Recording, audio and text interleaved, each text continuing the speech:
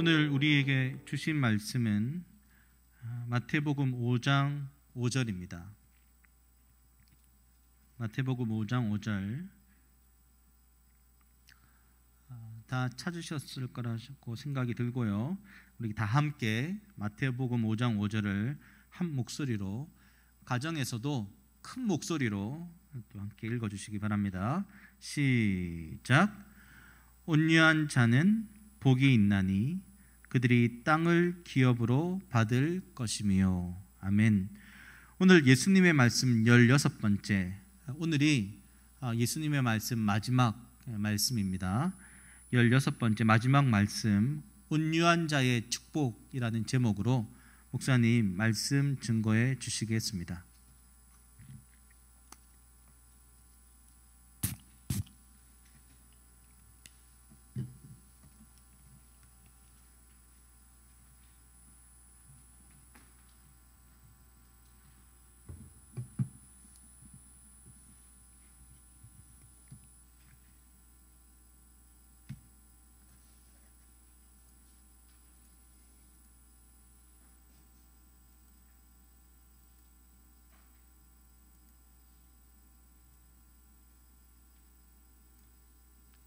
여러분 반갑습니다. 한 주간 동안 여러분 평안하셨습니까? 날씨가 좀 무더워졌고요. 그리고 또 코로나 거리두기 단계로 또 우리가 더 답답함을 느낄 수 있는 시간이라고 생각되어집니다. 지금까지 또 각 가정들이 그리고 우리 국민들이 잘 견뎌 주었는데 또 이 시간들을 우리가 좀 지혜롭게 넘어가면 좋겠다라는 마음들이 있습니다. 지난주에는 교회 그 음량 영상 이제 공사를 한 이후에 좀 많이 분주했었는데 이번 한 주간 동안 또 준비도 많이 하고 해서 지난주보다는 안정감 있게 예배를 드릴 수 있게 되어져서 감사한 마음이 있습니다. 그동안 우리가 예수님의 말씀 함께 나누었는데요. 오늘 16번째 시간 온유한 자의 축복이라는 제목의 보러 마지막 말씀을 전하겠습니다. 제가 기도하고 말씀 전하겠습니다. 사랑의 주님 감사합니다. 오늘도 또 우리 사랑하는 지체들과 함께 주님의 말씀 앞에 섰습니다. 떨기나무에서 또 불꽃이 타올랐을 때에 모세가 그것이 무엇인가 하여 이렇게 가까이 가서 보았을 때에 그 신비하고도 놀라운 그 체험들이, 그리고 모세야 모세야 부르시던 그 하나님의 음성을 듣던 그 체험들이 우리의 예배 가운데 있기를 소망합니다. 말씀이 우리의 인생의 길이 되기를 소망하고, 또한 성경을 쓰신 성령께서 우리에게 말씀하실 때에 우리에게 깨달음이 올 수 있도록 성령 하나님 우리의 예배를 도와주옵소서. 예수님 이름으로 기도합니다. 아멘. 예수님께서 말씀하셨던 그 산상보온 말씀 8복 중에 오늘 세 번째 복에 대한 말씀입니다. 온유한 자의 복인데요. 이 온유한 자의 복은 다른 복들이 내면적이고 영적인 복인 반면에 오늘 저와 여러분이 보았던 이 세 번째 축복은 땅의 기업에 관한 것입니다. 그래서 독특합니다. 다른 것들은 다 내면적인 것인데요, 이것은 땅의 기업에 관한 것이죠. 그렇다면 예수님께서 온유한 자는 땅을 기업으로 받을 것이다 라고 말씀하셨을 때에 여기서의 그 땅은 무엇을 말하는 것일까? 그것은 예수님께서 구약시대를 염두에 두고 하신 말씀입니다. 구약시대에 출애굽한 이스라엘이 가나안 땅으로 들어갈 때에 하나님은 여호수아를 통해서 땅을 12지파별로 분정해 주셨습니다. 또 12지파별로 땅을 이제 균등 분배했는데요, 각 지파의 장로들은 성문 앞에서 분정받은 땅을 가문별로, 그러니까 패밀리별로 나누었고요, 또 가문들은 그 안에서 아들들 숫자대로 나누었다라고 되어 있습니다. 여러분, 고대 사회는 농경 사회였기 때문에 농사가 모든 기간 그 산업의 기초적인 시스템인데, 그러니까 하나님께서는 가나안 땅에 들어갈 때에 가장 기본적인 삶의 터전을 주시면서 먹고 사는 문제를 해결해 주시기 위해서 땅을 주신 것이죠. 그리고 그 땅을 받아서 그 땅을 자기만 쓰는 게 아니고 그 땅을 대대로 이렇게 이어줄 수 있도록 하나님께서 하셨습니다. 그래서 이스라엘은 다른 민족에게는 없는, 그러니까 기업으로 물려받는다, 땅. 그래서 땅을 기업으로 물려받는 아주 독특한 전승이 그때부터 이스라엘에게 생긴 것입니다. 그들은 노력하지 않았고요. 가나안 땅에 노력하지 않은 상태에서 먼저 땅을 분정받았다는 것은 그것이 의미하는 바는 뭐냐면 그 땅은 하나님께서 약속하신 땅이고 또 하나님의 은총의 땅이라는 은혜의 증표로서 그 땅이 그들에게 주어진 것입니다. 은혜의 터전으로서 땅이라는 것을 알 수 있습니다. 그래서 이것은 은혜의 터전이기 때문에 돈으로 환산할 수 없는 하나님의 은혜라는 큰 가치를 가지고 있습니다. 그런데 우리가 이제 이스라엘 역사를 보면 나중에 보면 그렇게 기업으로 물려받은 땅을 남이 빼앗으려고 할 때가 있습니다. 우리가 잘 아는 아합 왕이라는 임금입니다. 아합 왕이라는 임금이 자기 도성 이스라엘에서 이렇게 보니까 자기 도성역 비탈길에 정말 아름다운 포도원이 있는데 그것을 마치 그 유럽의 베르사유 궁정처럼 자기 황실 정원으로 만들고 싶은 거예요. 그러니까 볼 때마다 탐욕이 생긴 거죠. 이 포도밭의 소유주가 누군지 알아보니까 나봇이라는 사람인데 이 사람이 얼마나 완고한지 그 땅을 팔라고 아무리 말해도 팔지 않는 것입니다. 3배, 4배 후하게 시세의 몇 배를 주겠다고 이야기해도 꿈쩍을 안 합니다. 여러분 그렇다면 이 사람이 왜 팔지 않았을까요? 이 사람이 가격이 오를 때까지 기다린 것일까요? 만약 그랬다면 가격을 더 후하게 쳐준다고 했을 때 팔았어야 합니다. 그런데 나봇이 하는 태도들을 가만히 지켜보니까 아합이 이 사람이 지금 밀당하고 있는 게 아니고 저 사람은 절대로 이 땅을 팔지 않을 것이다라는 결론을 내립니다. 야, 저놈을 죽이기 전까지는 내가 저 땅을 못 차지하겠네. 아무리 100배, 1000배를 쳐준다고 해도 저 사람은 절대로 안 팔 것이다. 그래서 죽이기로 작정합니다. 자, 그렇다면 여러분 왜 팔지 않았을까요? 나봇의 이유는 하나입니다. 신앙 때문이죠. 나봇은 어떤 생각을 했냐면 이 땅은 사고 파는 것이 아니다. 이 땅은 하나님이 여호수아 때부터 우리 조상에게 우리 기업으로 분정해 준 땅이다. 이 땅의 주인은 여호와라고 레위기 25장에 하나님께서 말씀하셨고 우리는 다만 관리인으로 살 뿐이다. 그래서 이 땅을 내 임의로 다른 사람에게 넘겨줄 수 없다. 지파를 넘어서 팔 수 없다. 이것이 나봇의 생각이었습니다. 그러니까 그 포도원은 자기 땅이 아니고 자기 조상으로부터 물려받아서 조상에서부터 대대로 후손에까지 물려준 기업이라는 것. 이처럼 나봇은 땅에 대한 신앙을 가지고 있었습니다. 그래서 땅을 지키기로 결심하죠. 그런데 아합은 그런 것이 귀찮은 것입니다. 기업이고 뭐고 왕과 자기 개인의 토지를 더 늘리고 싶은 마음이 강하고 그것을 가로막고 있는 이 토지 제도를 무시하고 그것을 지키려는 나봇을 죽여서라도 빼앗아야겠다고 생각하군요. 나봇을 죽여서 빼앗아 버립니다. 여러분 제가 한번 말씀드린 적이 있는데 고대 중근동의 토지법은 이스라엘과 달랐습니다. 다른 그 당시의 그 문헌들을 역사적 문헌을 보면 다른 토지법에서는 왕이 토지 소유자입니다. 그러니까 이것이 바알법의 특징인데요. 그래서 왕이 마음대로 토지를 사고 팔 수 있다고 주장하는 법입니다. 이세벨이 그래서 나봇의 포도원을 빼앗는 일을 그렇게 쉽게 생각하는 것은 이 여인이 바알 토지법에 익숙한 이방 여자였기 때문에 그렇죠. 아니 왕이 달라고 하면 줘야지. 원래 다 왕 건데 이놈이 거역해? 그래서 죽여버리는 겁니다. 그래서 이 사건은 단순한 개개인의 탐욕의 사건이 아니고요. 땅을 나누어주는 거룩한 토지법을 유지하느냐 무너뜨리느냐 하는 아주 중요한 이스라엘의 영적 타락의 결정적인 계기가 되는 사건이라는 것을 알 수 있습니다. 아합이 나봇이 죽었다는 말을 듣고요. 곧바로 일어나서 이제는 이스라엘에 있는 나봇의 포도원을 차지하려고 내려갔습니다.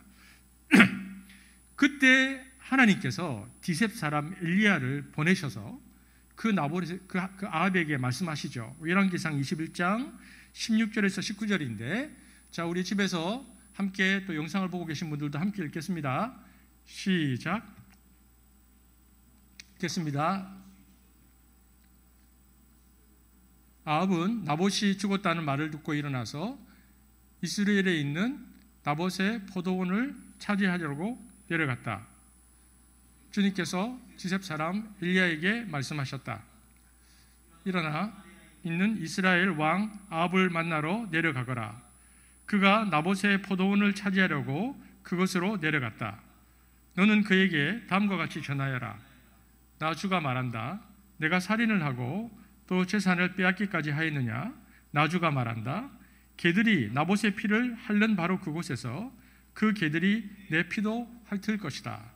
나봇을 죽이자마자 하나님이 선지자를 보내서 심판하십니다. 이렇게 해서 오므리 왕조, 아합 왕조가 멸망하는데요. 우리는 언뜻 생각할 때 하나님께서 우상 숭배의 죄를 가장 싫어한다고 생각합니다. 그래서 우상 숭배로 이스라엘이 망했다고 생각하는데, 그러나 성경을 보면 하나님께서는 우상 숭배의 죄를 지으면요 멸망 선언을 안 하세요. 그때는 멸망 선언 대신에 회개할 기회를 주십니다. 우리가 보면 이 아합 왕과 이세벨이 우상 숭배가 정말 심했거든요. 바알과 아세라 우상을 심하게 섬겼지만 그때는 하나님이 3년간 기근과 고난을 준 다음에 엘리야를 보내서 갈멜산에서 우상 숭배가 얼마나 헛된 것인가를 깨우쳐 주시고요, 하나님이 살아계신 하나님이라는 것을 보여주십니다. 그래서 갈멜산 위에 하나님의 불이 떨어지죠. 그래서 이스라엘 백성이 우상 숭배에서 돌이키기를 결심하고 우상의 선지자들을 다 죽이고요, 방향을 바꿉니다. 그래서 이스라엘이 삽니다. 이처럼 가만히 보면 우상 숭배가 극심할 때는 하나님께서 멸망을 선언하지 않으십니다. 그러니까 하나님의 심판 선언이 어떤 죄의 개인 윤리적, 그러니까 도둑질하고 강도하고 살인하는 형태나 혹은 우상 숭배의 형태로 나타났을 때는 하나님이 언제나 기회를 주셨다라는 것을 알 수 있습니다. 그런데 아합 집안의 심판이 명료하게 선포되어질 때는 언제인가? 나봇을 죽였을 때입니다. 그 사건을 가만히 보면서 우리가 알 수 있는 것은요, 토지법을 무너뜨리는 이 시스템 범죄가 하나님 보시기에는 우상 숭배보다 더 큰 범죄다라는 것을 알 수 있습니다. 왜냐하면은 이 다윗 왕조는, 그러니까 가나안 땅에 들어가서 세워질 이 다윗 왕조는 어떤 정치적 이념을 가지고 세워졌는가? 그것은 하나님께서 아브라함을 창세기에서 부르실 때부터 말씀하셨던 정의와 공평의 나라입니다. 하나님은 하나님의 나라가 정의롭고 공평하다는 것을 50년마다 모든 이들에게 토지를 되돌려주는 방식인 희년이라는 토지제도를 통해서 하나님 나라의 가치를 드러내려고 하셨습니다. 그러니까 땅의 주인은 하나님이라는 고백이 희년이라는 토지제도인데요, 이것의 에피소드를 가장 잘 설명하고 있는 것이 구약 성경의 룻기 말씀이죠. 룻기는 그 다윗 왕국의 용비 어천가라고 부르는데요, 이씨 조선이 어떤 나라를 만들 것인가를 미리 알려주기 위해서 이성계 조상들의 일화를 섞어서 기록한 것이 세조 때 나온 용비어천가인데 똑같습니다. 룻기를 통해서 어떤 왕국이 세워지는가를 말하고 있는데, 룻기에 보면 어떤 왕국이 세워진다고 말하고 있습니까? 기업 무르는 자, 토지를 회복시키는 자의 왕국이 들어온다. 그러니까 가난하고 빼앗기고 무너지는 사람들을 회복시키는 통치자가 들어온다. 이것이 다윗 왕국의 이상이다. 이렇게 해서 룻기가 기록되는 것입니다. 그래서 룻, 보아스, 다윗 그리고 예수로 이어지는 하나님 나라의 계보가 들어오는데, 이 모든 것이 희년이라는 이 토지법, 기업과 관련된 토지법과 연관이 됩니다. 그래서 이 다윗의 나라가 특별한 것은, 당시의 중근동 나라와 아주 특별한 이유는 영토의 넓이와 나라의 강성함에 있지 않고 그 나라 안에서 이루어지는 이상, 그러니까 토지를 회복시키는, 가난하고 빼앗기고 무너지는 사람들을 회복시키는 나라였기 때문에 의미가 있다는 것을 룻기를 통해서 말씀하십니다. 그러므로 하나님께서 희년이라는 토지 제도를 얼마나 하나님 나라의 근본적인 시스템으로 아끼셨는지를 알 수 있고요, 그래서 그것이 무너지는 것을 보면 하나님께서 용서하지 않으시고 징계하셨다는 것을 알 수 있습니다. 그래서 예수님께서 이 구약의 기업 물을 자의 이 토지 개념을 염두에 두시고 오늘 본문에서 말씀하시는 것이죠. 그러니까 오늘 본문에서 땅을 기업으로 받는다는 것은 한마디로 예수님이 이 구약의 토지법, 희년을 전제로 두고 하신 말씀인데요, 그러면 구약시대의 이스라엘 백성들에게 땅은 어떤 의미인가? 그것은 우리가 조금 전에 살펴보았던 것처럼 한마디로 하나님이 자손 대대로 주신 은총의 기업이라는 것입니다. 땅은 하나님이 자손 대대로 주신 은총의 기업이다. 그러니까 이 땅을 통해서 먹고 살고 삶의 풍요로움을 누리게 하시는 거죠. 여러분 무엇보다도요, 그곳에 뭔가를 이렇게 심잖아요. 근데 심은 씨가 잘 자라서 열매를 맺기 위해서 필요한 건 뭡니까? 땅뿐만 아니라 이른 비와 늦은 비를 하나님께서 적당히 내려주셔야 그 땅에서 뭔가를 자라는 겁니다. 그래서 성경에는 이른 비와 늦은 비라는 표현이 많이 나옵니다. 땅에 관련해서. 신명기 11장 14절을 한번 볼까요? 함께 보겠습니다. 시작. 여호와께서 너희 땅에 이른 비 늦은 비를 적당한 때에 내리시리니 너희가 곡식과 포도주와 기름을 얻을 것이요. 보십시오. 여기 땅이 나오잖아요. 하나님께서 기업으로 주실 땅을 주시고 그 땅에 뭘 주신다고 말하고 있냐면 이른 비와 늦은 비를 적당히 주시면 너희가 곡식과 포도주와 기름을 얻을 것이다. 여러분, 옛날 중동의 농부는 두 종류의 비를 기다렸습니다. 하나는 10월과 11월에 내리는 이른 비였고요. 또 하나는 3월과 4월에 내리는 늦은 비였는데, 이른 비는 농사가 시작되면 땅속에 뿌려진 씨앗이 땅속에서 살아남기 위해서 반드시 필요한 비였고요. 그런가 하면 3, 4월에 내리는 늦은 비는 익어가는 곡식이 풍성한 수확으로 이어지는 마무리 단계에서 반드시 필요한 비였습니다. 그러니까 이 늦은 비와 이른 비가 땅이라는 곳에서 강조되는 것은요, 농부가 아무리 노력해도 이 은혜의 단비가 없으면 그 땅은 아무 소용이 없다. 이것을 통해서 하나님께서는 하나님의 은혜를 기억하고 땅을 받았고 그 이후에 하나님을 잊어버리는 게 아니라 이른 비와 늦은 비를 통해서도 하나님을 바라보게 하신다. 즉 그 땅은 기업으로 주신 땅이라는 것을 이스라엘에게 지속적으로 기억하게 하신다는 것입니다. 자, 그러면은 그 땅을 신약시대에 와서는 어떻게 할 것인가? 어떻게 되는가? 구약에는요, 하나님이 하나님의 백성 공동체에게 이 가나안이라는 땅, 랜드를 주셨죠. 그러나 신약시대에는 땅을 주지 않으셨습니다. 그러니까 구약시대에는 하나님께서 이상적으로 생각하셨던 하나님의 나라가 민족이나 국가 형태로 나타났죠. 땅을 중심으로 한 민족 국가 형태로 나타났는데, 그러나 신약시대에는 국가 형태로 나타나지 않았습니다. 그러면 어떤 형태로 나타나는가? 그것이 바로 교회입니다. 신약시대에 들어오면요, 민족도 넘어서고 국가 형태도 넘어서서 에클레시아라고 하는 눈에 보이지 않는 공동체 형태로 교회가 나타납니다. 자, 그러면 이 교회에 하나님의 이 은혜가 어떻게 나타나는가? 구약시대에는 그렇게 하나님께서 이른 비와 늦은 비를 주셔서 그 땅을 하나님의 기업으로 바라보게 하셨는데, 신약시대의 교회를 통해서는 하나님의 은혜가 어떻게 나타나는가? 하나님께서 먼저 구약의 교회에 주시는 것은요, 은혜인데요. 그래서 첫 번째는 은혜인데, 가나안 땅에 은혜인 이른 비 늦은 비가 내리는 것처럼 신약시대에는 교회 공동체에 어떤 은혜를 주시는가? 성령의 은혜를 부어주시는 것입니다. 그래서 신앙의 아름다운 열매가 공동체에 풍성하게 맺히게 하는 것이죠. 구약에는 비를 통해서 땅에 결실을 맺게 했지만 신약시대에는 은혜의 비를 통해서 성령의 열매가 맺히게 하시는 것입니다. 그래서 이 성령의 은혜, 또 성령의 열매로 이 세상을 살아가면서 이 세상을 능히 이길 수 있는 힘과 은총을 이 교회를 통해서 얻고 주님 백성답게 살아갈 수 있도록, 유지할 수 있도록 하나님께서 하시는 것이죠. 그래서 구약시대의 땅이 신약시대에는 교회 공동체, 은혜 공동체로 하나님께서 바꾸어 주셔서 성령의 은혜로 우리가 이 땅을 살아가게 한다는 것입니다. 그러면 이 구약시대의 또 은혜의 땅이 신약시대로 오면 또 무엇인가? 교회 말고도요, 교회 은혜 말고도 두 번째로는 이 구약의 땅이 오늘날 우리들에게는 각자에게 은사와 달란트를 주셔서 각자의 삶에서 살 수 있도록 하신 터전이라는 것을 기억해야 합니다. 그러니까 교회뿐만 아니라 우리의 삶의 터전이죠. 이 터전은 직장이기도 하고요, 내 은사를 사용해서 내 은사가 나타나고 발현되는 교회 영역도 다 터전입니다. 그리고 세 번째는 또 이 구약의 기업의 땅이 신약이 와서는 무엇으로 바뀌는가? 세 번째는 자식이 하나님께서 주신 텃밭이다, 이렇게 말씀하셨습니다. 시편 127편 3편 한번 볼까요? 시작. 보라, 자식들은 여호와의 기업이요 태의 열매는 그의 상급이로다. 그래서 내 밭에만 축복하시는 것이 아니고 자녀들의 밭을 통해서 하나님의 은총을 부어주시는 겁니다. 그래서 우리가 자식들을 위해서 기도하고 자식의 마음속에 어릴 때부터 우리가 이제 좀 있으면 성경학교도 하는데요.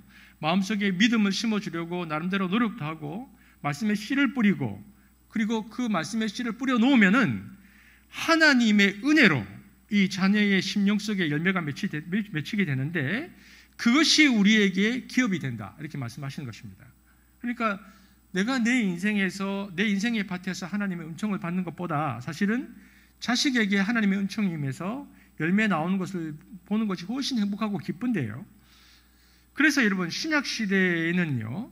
하나님이 땅에서 우리에게 열매를 주실 때 어떻게 주시는가? 첫 번째는 교회를 통해서 은혜를 풍성히 주시고 그래서 세상을 이길 수 있는 힘을 주시고 두 번째는 일터와 직장과 내 달란트와 은사를 통해서 이 세상에서 또 열매를 맺도록 하시고 세 번째는 마지막 기업은요. 하나님의 텃밭은 자식이다 말씀하시는 것이죠. 그래서 내가 교회 생활을 하면서 받는 이 영적인 은혜가 복이고요. 일상생활을 통해서 내게 주신 은사와 달란트를 통해 내게 열매를 주신 것들이 복이고요. 또 우리 자녀들을 통해서 내가 기도하고 구한 것이 복인데 이것이 열매 맺는 복인데 이것이 다 합쳐져서 이런 복을 누리면서 이것을 가지고는 이 땅에서 하나님의 백성답게 하나님 나라를 하나님의 뜻대로 우리가 살아가는 것입니다. 그러니까 하나님께서 우리에게 그 하나님의 나라를 살아갈 수 있도록 이렇게 신약시대에 와서는 세 가지의 기업을 주신 것이죠. 그리고 거기에 더 감사한 건 뭐냐? 우리가 하나님께서 주신 이 모든 복을 가지고 하나님 마음대로 하나님의 뜻대로 살면요. 그래서 사랑으로 복음도 전하고 또 사랑으로 살면 더 감사하게 그냥 거기서 끝나도 되는데 또 우리에게 상급을 주십니다. 그러니까 주님의 나라 종말론적 상황으로 들어가면 거기에다가 또 상급을 주신다라고 성경이 말하고 있습니다.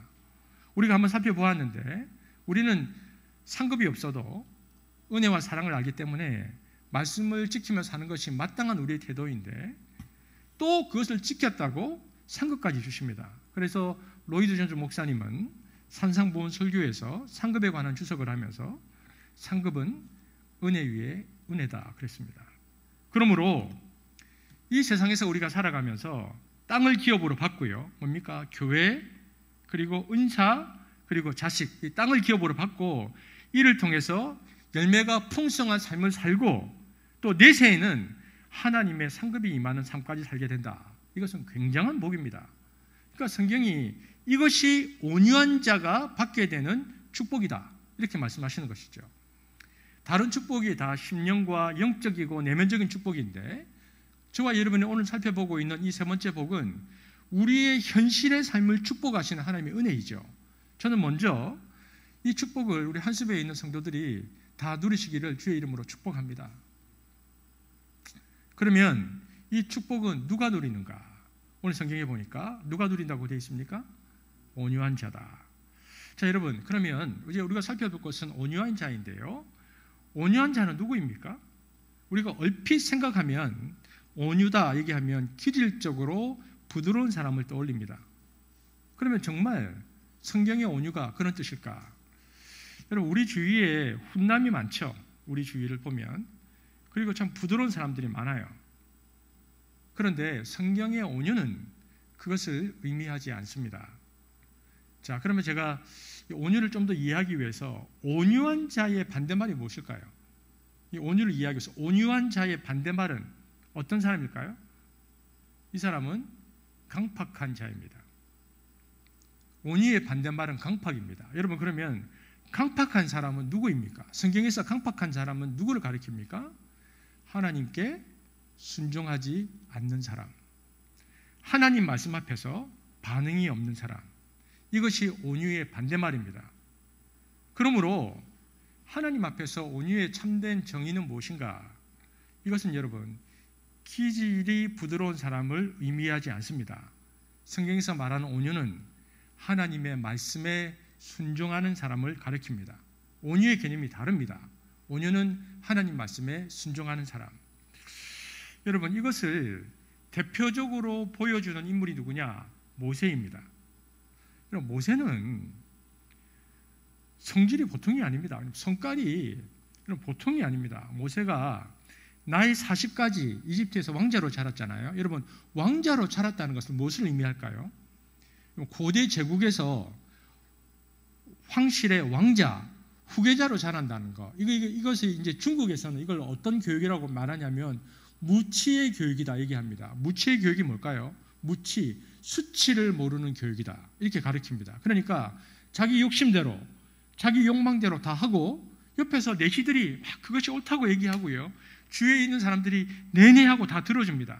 왜냐하면 그렇게 해야 자기 말, 자기의 욕구가 절대적이 되고 절대적으로 순종하는 시스템을 만들어야 제국을 지배할 수 있고 제국을 통치할 수 있거든요. 그래서 제왕 교육의 첫째가, 고대의 제왕 교육의 첫째가 무치의 교육이다 이렇게 말하는데 모세도 똑같이 그렇게 자랐습니다. 거기에다가 모세가 비록 의로운 사람이긴 했지만 의분이 보통 강한 사람이 아닙니다. 자기 동족을 괴롭히는 그 십장을 때려 죽입니다. 여러분, 20살에 우리가 누구를 때려 죽인다. 그러면 혈기가 왕성해서 그런 모양이다. 한편으로는 이해도 갑니다. 그런데 여러분, 나이 40이 됐는데 욱하고 누구를 때려 죽이면 여러분 그 사람 어떻게 보겠습니까? 이게 분노 조절 장애죠. 위험한 사람입니다. 더군다나 나이 80에 되어서 목자가 되어서 이스라엘을 이끌고 출애굽했는데요. 시내산에 올라가서 두 돌판을 받았잖아요. 40일간 있다가 내려와 보니까 아래에서 우상숭배를 하고 있는 겁니다. 하나님의 분노 속에서 거룩한 공의가 일어나니까 모세가 어떻게 했습니까? 그 두 돌판을 내어 던져서 깨뜨렸죠. 물론 이것은 신학적 의미가 있습니다.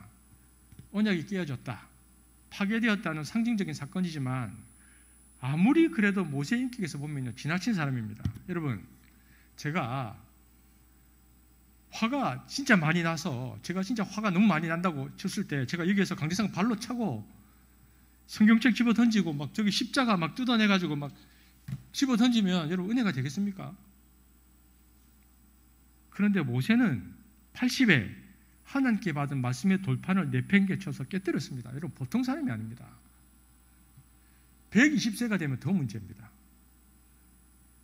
40년의 마지막 이스라엘 백성을 이끌고요, 광야 40년을 지나서 마지막 가나안 들어가기 직전인데 그 전에도 물이 없다고 막 불평했거든요. 이스라엘 백성들 그때도 이제 물을 4개에서 다 살렸는데 이번에도 또 물이 없다고 불평하고 원망하고, 그러니까 모세가 40년을 듣다 보니까 짜증이 난 겁니다. 그래서 모세가 참다가 하나님께, 하나님, 아니 어떻게 된 게 이 자식들은 40년 동안 불신앙하고 불평하더니 또 이러네요. 또 불신앙해서 받은 은혜 또 다 까먹으려고 또 이러네요. 성질이 나서 하나님, 쟤네들 또 저럽니다라고 하나님께 말을 했습니다. 그러자 하나님께서 모세야, 물을 내줘라. 네가 저 지팡이를 반석을 향하여 뻗치고 반석아 물이 나오라고 해줘라. 그래서 물을 나오도록 해라 그랬는데 모세가 하나님 말씀에 순종해서 반석 앞에 딱 섰는데요, 쓰니까 막 화가 난 겁니다. 그래서 반석을 두들겨 폈죠.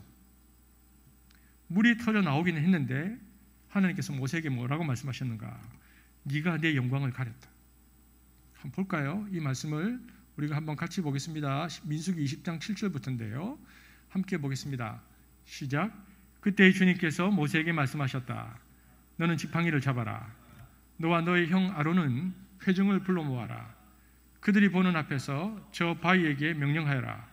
그러면 그 바위가 그 속에 있는 물을 밖으로 흘릴 것이다. 너는 바위에서 물을 내어 회중과 그들의 가축대가 마시게 하여라.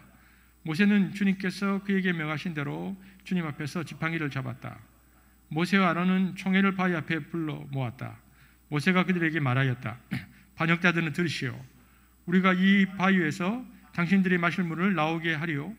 모세는 팔을 높이 들고 그의 지팡이로 바위를 2번 쳤다. 그랬더니 많은 물이 솟아 나왔고 회중과 그들이 축대가 마셨다. 주님께서 모세와 아론에게 말씀하셨다. 너희는 이스라엘 자손이 보는 앞에서 나의 거룩함을 나타낼 만큼 나를 신뢰하지 않았다. 그러므로 너희는 내가 이 총회에게 주기로 한 그 땅으로 그들을 데리고 가지 못할 것이다. 하나님께서 이스라엘 백성들에게 말씀의 권위와 영광을 마지막으로 보여주려고 하셨거든요. 40년 동안 하셨지만, 근데 모세가 성질이 나서 지팡이를 두드리는 일을 해버렸습니다. 그러자 하나님께서 모세에게 뭐라고 말씀하십니까? 너는 하나님 땅에 들어가지 못한다. 너는 땅을 기업으로 받지 못한다. 모세 입장에서 보면 굉장히 억울합니다. 지금까지 40년을 내가 고생하고 하나님 섬겼는데 마지막에 내가 성질 한 번 냈다고 거기 못 들어가나?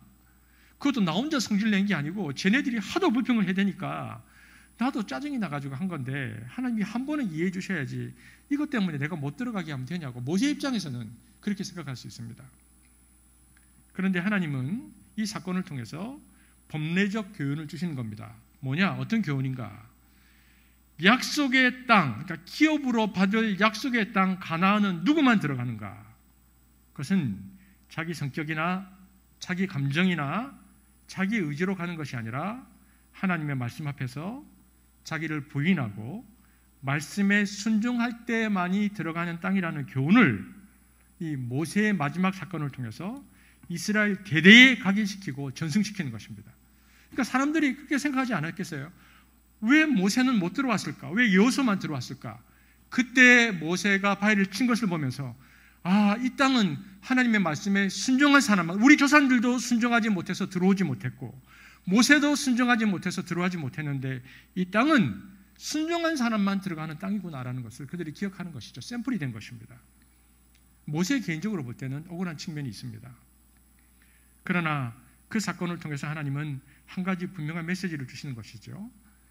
말씀에 순종하지 않으면 땅을 기업으로 얻지 못한다. 그래서 모세는 땅을 기업으로 얻지 못하는 사람이 되었습니다. 그런데 묘한 구절이 성경에 나와요. 하나님이 그렇게 말씀해 놓고는 민수기 12장 3절을 보면 뭐라고 얘기하는가 한번 보겠습니다. 시작. 이 사람 모세는 온유함이 지면의 모든 사람보다 더하더라. 온유하지 못해서 지금 땅을 얻지 못하는 모세에게 성경이 뭐라고 얘기하는가? 이 땅에서 가장 온유한 사람이었다는 기록을 남깁니다. 이것이 도대체 무슨 이야기일까? 그럼 조금 전에 살펴보았지만 모세는 성격이 굉장히 강한 사람입니다. 굉장히 굳센 사람이고요. 아주 강인한 지도력을 가졌던 인물입니다. 그런데 이 사람은요, 그렇게 강한 성정을 가졌음에도 늘 하나님 말씀 앞에서는 순종했습니다. 그렇게 사람들 앞에서는 강인한 지도력을 지니고 있었지만 말씀만 떨어지면 순종했습니다. 광야 생활 내내 그렇게 했습니다. 마지막에 실수는 했지만 대부분 아무리 백성이 울부짖고 해도 하나님께 기도하고 하나님께서 하신 말씀 그대로 행했던 인물이 모세입니다. 그러니까 하나님 보시기에는 저 성정이 강한 모세가, 자아의 생각과 의지가 분명한 모세가 하나님 말씀 앞에서 늘 자기를 부인하는 겁니다. 그 모습을 보고 하나님께서 이 세상에 누가 가장 하나님 앞에서 순종하고 자기를 내려놓는 인생인가? 모세다. 모세가 가장 온유했다. 모세는 자기를 부인하고 내려놓았다라고 얘기하는 것입니다. 그러니까 여러분, 온유의 개념은 정서적인 부드러움이 아닙니다. 오직 순종입니다. 순종하는 자에게 하나님께서 땅을 기업으로 주신다는 것입니다. 이 메시지를 우리에게 주고 있죠. 여러분, 우리가 땅을 기업으로 받는다는 것이 무엇인지를 살펴보았고요. 온유가 무엇인지를 살펴보았습니다. 그럼 먼저 이제 우리에게 적용해보죠. 저와 여러분도 땅을 기업으로 받는 축복을 누려야 됩니다. 다른 복도 중요하지만 이게 현실의 복이잖아요. 여러분, 땅에서 하나님의 기업의 축복을 받지 못하면요, 어떻게 되느냐? 땅에서 수고한 모든 것이 다 허세가 됩니다.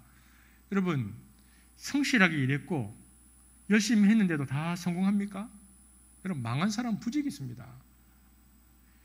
여러분, 원래 하나님께서 창조하셨던 세상은요, 인풋과 아웃풋이 똑같았습니다.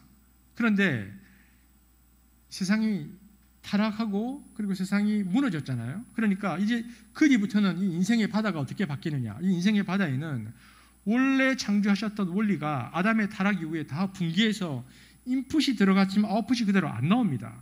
그래서 타락 이후에는요, 씨를 열심히 뿌려도 하나도 못 얻는 경우들이 허다합니다. 노력해도 허망하게 되는 인생들이 많습니다. 그리고 원칙대로 성실하게 살아도 잘 안 됩니다. 여러분, 베드로 같은 경우를 볼까요? 신약 성경에 보면 시몬이 예수님을 처음 만나는 장면에서 뭐라고 얘기합니까? 누가복음 5장 5절 한번 같이 읽겠습니다. 시작. 선생님, 우리가 밤새도록 애를 썼으나 아무것도 찾지 못했습니다. 여러분, 이 구절 안에 있는 것 우리가 한번 생각해 봐야 됩니다. 밤새도록 애를 썼으나 아무것도 잡지 못했습니다. 여러분, 이것이 인생의 바다입니다. 이것이 저와 여러분이 살고 있는 현실입니다. 베드로가 정확하게 말한 것입니다. 밤새도록 애를 썼는데 아무것도 잡지 못했다. 여러분, 그리고는 그 빈배를 바라보면서 베드로가 그물을 씻어내고 있었다. 성경이 그렇게 말합니다. 여러분, 이력서를 들고 하루 종일 여기저기 왔다 갔다 해본 실직자들, 내가 아무리 넣어도 연락이 없는 거예요. 하루 종일 막노동했는데 그날 품삯을 받지 못하고 돌아가야 하는 노동자들, 1년 동안 피릿땀을 흘려가면서 밭을 가꿨지만 가뭄에 농작물이 말라 비틀어진 것을 봐야 하는 농부들, 입시에 최선을 다해서 준비했는데 이번에도 불합격의 통보를 받아야 하는 학생들, 결혼하고 시어머니, 시아버지, 일가 친척들에게 결혼 이후에 나름 최선을 다했지만 돌아오는 것이라고는 더 많은 상처와 오해뿐인 사건들, 사람들. 여러분, 베드로의 마음은 아마 그들과 비슷했을 것입니다. 우리가 성실하게 노력해도, 밤이 새도록 노력해도 아무것도 잡지 못했습니다. 이것이 인생입니다. 그것이 베드로가 밤새 허탕을 친 후에 배 옆에 쭈그리고 앉아서 그물을 씻고 있는 모습이죠. 더군다나 베드로는 결혼한 사람입니다. 자녀가 있었는지는 모르지만 아내뿐만 아니라 장모와 함께 생활하고 있었습니다. 그는 혼자만, 자기 혼자였다면 어떻게는 먹고 살겠는데 그렇게 먹고 살아야 될 사람이 아니고 책임지고 부양해야 하는 가족이 있던 사람입니다. 그러니까 흔히 말하는 여우 같은 마누라와 토끼 같은 자식이 있는 사람입니다. 이 사람은요, 그냥 못 돌아와요. 빈배지만 그물을 다시 씻을 수밖에 없어요. 이게 베드로의 심정이었다는 것입니다. 혼자라면 어떻게라도 해볼 텐데 포기를 못하죠. 모르긴 몰라도 베드로는 빈배로 부둣가에 들어오면서 눈이 벌겋게 충혈되었을 것입니다. 밤새워 일하느라고 벌겋게 충혈된 눈. 여러분, 하루 벌어서 하루를 사는 가난한 어부들에게 이 일은 받아들이기 힘든 것이었을 것입니다. 제가 지난주에도 우리 교회 대면 예배를 드리면서 지난주 우리 40대 형제들과 얘기를 좀 나누었는데요. 우리 형제들 보니까 정말 열심히 일해요. 최선을 다해서. 직장에서도 그렇고 특별히 자기 자영업 하시는 분들 정말 최선을 다하더라고요. 지난주에 형제들하고 얘기해 보니까. 그런데 형제들 이렇게 보니까 굉장히 피로해 보이고 거기다가 열심히 한 것만큼 잘 안 되는 거예요. 오늘도 이 예배를 드리지만 어제까지 내가 최선을 다해서 살았고 그래서 내가 예배를 드리겠다고 앉았지만 그러나 생각해 보면 이 예배 후에 또 우리에게 일어난 현실을 생각해 보면 마음이 먹먹하고 힘들고 피곤한 사람들이 분명히 많을 겁니다. 그토록 원했던 거, 그것 하나를 얻고자 밤새도록 내가 내 인생의 바다에서 수고했는데, 그래서 그물을 올리고 내리는 수고를 아끼지 않았는데 모두 숲으로 돌아가서 영혼조차 빈배가 되어버린 그 순간, 그러나 목구멍이 포도청인지라 오늘 밤 또 허망한 바다에 그물질을 해야 하는 베드로. 여러분, 햇볕은 쏟아지는데 그 허무와 절망의 아침, 그 시간은 아무 목표도 이루지 못한 텅 빈 좌절의 아침이었습니다. 그런데 이것이 바로 타락한 이후에 이 땅에서 아무리 노력해도 우리가 아무것도 얻지 못하는 우리의 삶이며 인생이다. 베드로의 고백을 통해서 그걸 말해주죠. 그런데 예수님께서 이 말씀을 하십니다. 누가복음 5장 4절인데요. 깊은 데로 가서 그물을 내려 고기를 잡으라. 베드로는 어부 생활 30년입니다. 예수는 목수였죠. 전공은 베드로입니다. 제가 요즘 도시어부라는 프로를 보니까 고기를 그냥 막 잡는 게 아니더라고요. 이게 나오는 게 다 다르고 쓰는 뭐 낚시하는 게 다르고 그걸 보면서 이게 전문가구나. 바다의 전공은 베드로입니다. 그러니까 낮에 던져봐야 하나도 못 잡는다는 것을 베드로는 너무 잘 알고 있었습니다. 그러나 주님의 그 말씀은 그날 아침만은 베드로의 그 공허한 삶의 한복판에 둔탁한 소리를 내면서 깊숙이 꽂혔습니다. 이상하게 그날 아침은 이 주님의 말씀에 순종하고 싶은 마음이 드는 겁니다. 그리고 그날 베드로는 충격적인 경험을 합니다. 예수님의 말씀대로 깊은 데로 가서 그물을 내렸을 때에 그물 가득히 물고기가 차오르는 것을 그가 경험한 것입니다. 누가복음 5장 6절 한번 같이 보겠습니다. 시작. 그렇게 하니 고기를 잡은 것이 심이 많아 그물이 찢어지는지라. 여러분, 베드로가 그물을 이렇게 걷어 올리다가 묵직한 느낌을 받은 순간, 그러니까 그물 안에 뭔가 묵직한 퍼더덕거림이 걸려들어서 팔 근육이 힘을 주고 그물을 걷어 올리는 시작하는 그 순간, 우리는 머리 끝까지 솟구치는 형언할 수 없는 그 전율이 그 영혼을 뒤흔들었을 거라는 것을 짐작할 수 있습니다. 그리고 그물을 바라보던 그 넉넉한 눈빛은 고개를 돌려서 예수님을 바라보게 됩니다. 그는 그물 끌어올리는 일은 다른 사람들에게 맡겨두고 넉넉히 예수님을 바라보게 됩니다. 그리고 그런 베드로를 바라보시는 예수님의 눈빛을 여러분 한번 상상해 보십시오. 성경은 단 한마디도 기록하지 않았지만 주님의 눈빛은 이렇게 말씀하고 계십니다. 네가 아무리 발버둥 쳐도 너는 내 인생을 채울 수 없는 빈털터리 인생이 될 것이다. 그러나 나는 너의 인생의 빈 그물 그리고 너의 그 공허한 삶을 채워주기를 원한다. 그리고 예수께서 시몬에게 말씀하십니다. 누가복음 5장 10절인데요. 두려워하지 말아라. 이제부터 너는 사람을 낚을 것이다. 그때부터 그는 사람 낚는 업으로 평생의 땅에서 기업을 얻는 삶의 축복을 누립니다. 예수님께서 베드로에게 너는 사람 낚는 어부가 될 것이다. 그리고 그에게 기업을 주십니다. 여러분, 밤새도록 수고하였지만 아무것도 잡지 못했습니다. 여러분, 이렇게 인생의 바다에서 애쓰고 노력해도요, 수포로 돌아가는 일이 정말 많습니다. 망한 사람 너무 많습니다.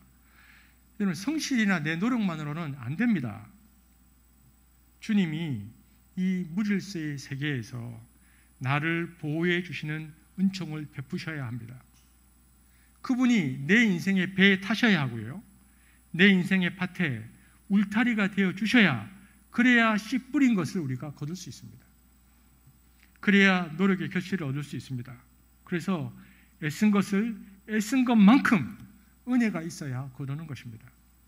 근데 여러분, 이것이 뭐 애쓰지 않았는데 로또가 터져서 이 은혜가 아니고, 노력해서 노력한 것만큼 거둘 수 있다는 것이 무한한 하나님의 은총입니다. 이것이 하나님께서 지켜주시는 것이죠. 이것이 땅에서 기업을 얻는 자의 축복입니다. 우리가 이만큼 노력했는데, 우리가 나름대로 이만큼 노력했는데 이만큼의 재정을 얻었다. 우리가 자녀를 위해서 이만큼 노력했는데 자녀에게 어떤 이런 결과물이 나왔다. 여러분, 이게 당연한 게 아니고 이게 축복이라는 것입니다. 이 축복이 저에게도 있고 우리 자식들에게도 있고 우리들에게도 있고 자식들에게 있으면 여러분 얼마나 좋겠습니까? 믿음으로 열심히 성실하게 일하고 순종하는데 이상하게 그에 딱 맞도록 열매가 맺힌다. 얼마나 복된 삶이겠습니까? 이것이 땅을 기업으로 얻은 자의 축복입니다. 그러면 여러분, 이 복을 누가 누릴까요? 온유한 자입니다. 온유한 자는 어떤 자인가? 온유한 자는 마음속에서 주님의 말씀에 순종하는 자입니다. 여러분, 그러면 제가 질문해 보겠습니다. 이 온유를, 주님의 말씀에 가장 순종하는 이 온유를 가장 잘 연습하는 방법이 뭘까요? 여러분, 오늘부터 당장 큐티 책을 사서 큐티를 하시는 겁니다. 오늘부터 큐티 책을 사야 됩니다. 여러분, 사람 마음이 쌀이 빗자루 같아서, 여러분, 제가 군에 있으면, 군대에 있을 때 한 9월이나 10월 되면 쌀이 빗자루를 준비하거든요. 왜냐하면 겨울을 나야 되니까. 이걸 묶어가지고 창고에 넣어서 쌀이 빗자루를 한 3, 4월까지 써야 돼요. 근데 여러분, 이 쌀이를 하나 하면 툭 부러지는데 이게 몇십 개를 묶어놓으면요, 이게 잘 안 묶어져요. 근데 생각해 보십시오. 이놈이 365개를 묶어놓으면 어떨까 할까요? 아무리 힘을 줘도 안 꺾입니다. 여러분, 매일매일 꺾지 않으면 우리가 일주일에 한 번 주님 말씀 듣고 우리를 꺾으려고 한다? 절대로 안 꺾입니다. 꺾이는 듯 하는데 안 꺾입니다. 주일 와서 이제 예배 드리고 있을 때는 내가 이렇게 살아야지. 여러분, 아닙니다. 그러면 이제 한두 번 수련회 오면 꺾입니까? 안 됩니다. 방법은 하나입니다. 날마다, 매일입니다. 날마다 말씀 앞에서 자기 부정을 하고 그 말씀에 의해 자기를 맡길 때에 하루의 온유함이 평생의 온유함을 만들고 평생의 온유함이 인생의 밭에서 기업이 있게 하시는 축복을 누리게 하는 겁니다. 물론 성경을 우리가 큐티하면 이상하게 하죠. 말도 안 되는 성경 해석을 해놓고 그것으로 우리가 은혜를 많이 받기도 합니다. 성경을 펴놓고 또 어떨 때는 무슨 소리인지 몰라서 답답하고 어떨 때는 화가 날 때도 있습니다. 우리 교회 지금 성경 쓰고 계시는 분이 계신데 그 레위기를 쓰고 있을 때에 제가 격려를 많이 해드렸습니다. 이 레위기 쓸 때 마음이 어떨까요? 또 큐티를 하는데 마음을 먹고 30분 동안 성경을 아무리 뚫어지게 보고 있어도 도통 이해할 수 없고 도대체 어떻게 읽어야 할지 모를 때가 있습니다. 그런데 참 성경이라는 게 신기한 책인 게 놀라운 건요, 이게 무슨 말인지도 모르고 진도도 안 나갔는데 한 2, 3일 지나고 나면은 어느 순간에 이 성경이 또 다시 읽히기 시작합니다. 우리가 성경 해석의 원리를 따로 배우지 않아도 성경을 자꾸 읽고 묵상하면 나도 모르게 성경 읽는 방식을 배우게 되죠. 여러분, 그 신학교에 가면 성경 해석학이라는 학문이 있습니다. 성경을 어떻게 해석할 것인가. 하지만 성경 해석학을 따로 배우지 않더라도 시간이 지나서 우리가 알게 되어지는 것은 무엇인가? 성령님께서 우리의 선생님이셨다는 것입니다. 성경을 쓰신 성령께서 친히 우리의 선생님이 되어 주셨다는 것을 우리가 알게 되는 거죠. 오늘 여기에서 이제 그 영상을 함께 보고 있는 우리 청년들 또 에게도 도전하고 싶습니다. 여러분, 청년 시절, 대학 시절에 하루 30분씩 성경을 읽고 묵상하는 시간을 갖는다면 직장들도 마찬가지입니다. 매일 성경을 읽고 묵상을 한다면 우리 인생은 분명히 달라져 있을 겁니다. 우리가 예수를 믿는다는 것이 내가 무엇을 믿고 어떻게 살 것인가 하는데 믿고 따른다는 것이에요. 모호하게 믿고 따르는 것을 뜻하지 않습니다. 그러니까 계속 다람쥐 쳇바퀴 돌듯이 모호하니까 그렇죠. 여러분, 중요한 것은 내가 무엇을 믿고 있는가가 중요합니다. 그렇게 해야 어떻게 살 것인가가 정해집니다. 그러면 여러분, 하나님의 말씀 앞에 서야 되고 말씀 앞에 여러분을 드려야 합니다. 그러면 여러분의 눈이 열리기 시작할 것이고 인생을 살아갈 방식을 배우게 될 것입니다. 그리고 그 말씀에 우리가 순종하면요, 땅을 기업으로 받는 축복을 얻게 될 것입니다. 그래서 날마다 자기의 자아를 그날의 말씀으로 하루하루 꺾여가면서 사는 삶, 1년 내내 자아부정의 온유함이 넘치는 삶은 축복입니다. 여러분, 여러분 이 책 아시죠? 하나님 나라 큐티. 여러분, 이 하나님 나라 큐티가 그 전에 우리가 이제 매일 성경으로 큐티를 이렇게 하기도 했었는데요. 하나님 나라의 큐티 책이 정말 좋은 책입니다. 우리가 이제 하나님 나라의 관점으로 성경을 보자는 거였는데 이 내용도 세번역으로 있어서 본문 읽기도 편하고요. 여기 있는 칼럼들도 참 좋고요. 특별히 성경을 하나님 나라의 관점으로 보게 하면서 우리의 의식과 생각을 바꾸죠. 여러분, 이것이 왜 중요한가? 여러분, 우리가 이 큐티를 매일매일 하면요, 우리가 이 말씀 앞에서 온유한 자가 되는 것입니다. 우리가 말씀 앞에서 온유한 자가 되고, 그러면 우리가 어떤 결과가 있는가? 땅을 기업으로 받는 축복을 누리고요. 이 축복을 우리뿐만 아니라 우리의 자녀가 대대로 누리는 축복을 받게 되는 것이죠. 얼마 전까지 우리가 성경 통독, 100일 구약 성경 통독을 했는데, 저는 이전에 우리 교회 지금 하나님 나라 큐티 성도들이 많이 하셨는데 지금 어떻게 하고 계신지 모르겠습니다. 이 하나님 나라 큐티를 여러분께서 결심하시고 내가 온유한 자가 되어서 땅을 기업으로 받겠다라고 생각하고 오늘부터 또 새롭게 한번 결심하시는, 그래서 우리가 이 땅에서 하나님께서 주시는 그 기업의 축복을 누리는 한숲이 되어지기를 주의 이름으로 축복합니다. 기도하시겠습니다. 하나님 감사합니다.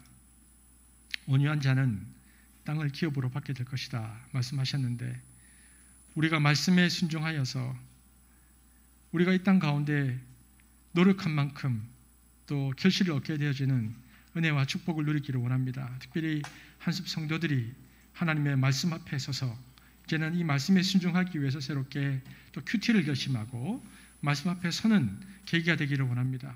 하나님, 우리를 통하여 하나님 나라를 드러내시기를 원하는데, 성령께서 말씀 앞에 선 자들에게 이 땅에 들어온 하나님 나라를 보이시며 또한 말씀을 통해서 깨닫게 하시고, 그래서 그 하나님 나라를 살게 하시며, 그래서 주께서 주시는 그 기업을 충만히 누리는 한숲이 되도록, 가정이 되도록 축복하여 주옵소서.